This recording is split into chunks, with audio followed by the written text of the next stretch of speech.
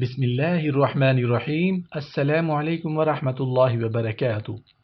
بیوی سے ہم بستری کرتے وقت انصاف کا تقاضا۔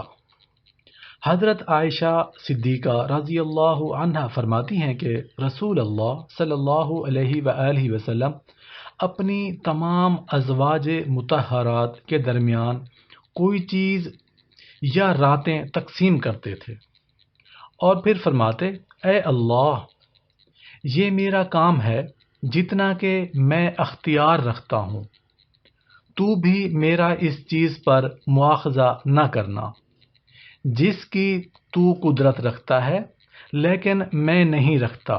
سبحان اللہ، سبحان اللہ۔